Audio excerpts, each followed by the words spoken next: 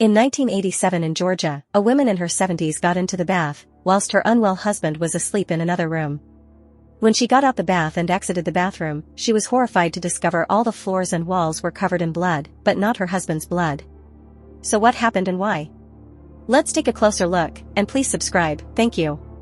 On the 8th of September, 1987, Minnie Clyde Winston, aged 77, was in her home of 22 years at 1114 Fountain Drive, Georgia, with her husband William Winston, aged 79. William had suffered from a chronic illness and had to be wired up to a dialysis machine every day to filter his blood, leaving him tired a lot of the time.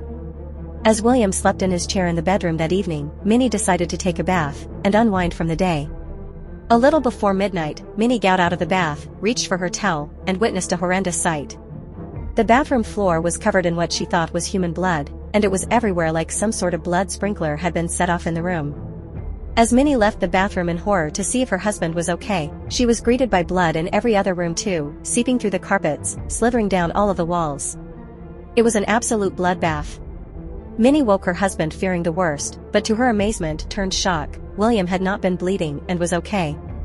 The bemused couple checked all 6 rooms of their property, and found no bodies, no pets, no nothing. It was like the house itself was bleeding, but assumed that a wounded animal had gained entry to their abode, or even an intruder attempting to escape someone. It did strike me as odd that the Winstons did not call the police there and then, but I guess they were tired and confused and it was late, although personally I'd have ran out of the house screaming like a baby. The Winstons decided to sleep on it and contact the police in the morning, in the hope the nightmare would go away.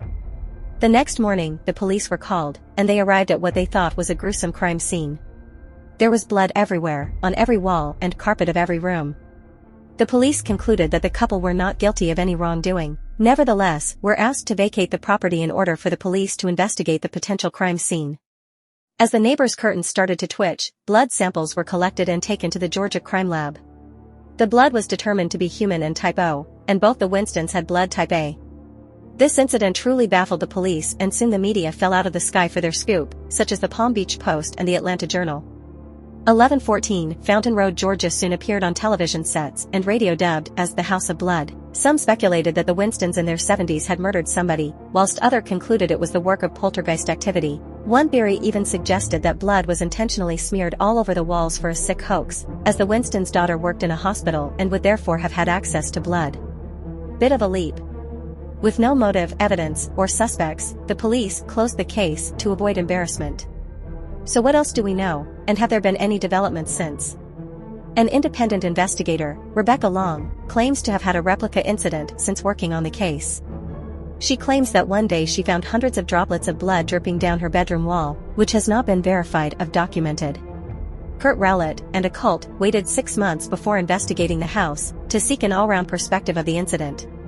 He contacted the Homicide Division, who denied him access to information or the home as the case was unsolvable and subsequently closed. This did not deter him, and so he contacted the Winstons directly.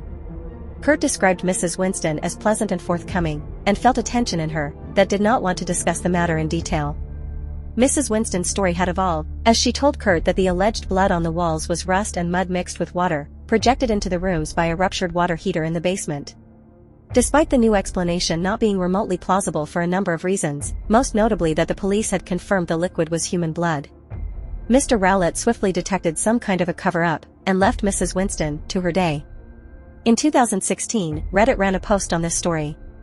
Some of the comments were bizarre, others intriguing, and a handful added some value. One comment stated, "There's a rare blood type called Bombay that makes type O blood look like type A blood when it's typed. This could very well be a case of that. It's a genetic mutation, which was discounted by others." Another interesting comment read, "I've heard cases of bleeding houses caused by leaking water passing over rusted nails and drawing the reddish pigment out with it, however would not explain every wall and carpet in every room being affected since the time Mrs. Winston was in her bath." The case has never been officially solved, and opinions continue to rear their ugly heads, which only seems to raise more questions. Why did Mrs. Winston change her story for Mr. Rowlett? Why have no missing persons cases been associated with the blood type found, or even a body for that matter? What do you think?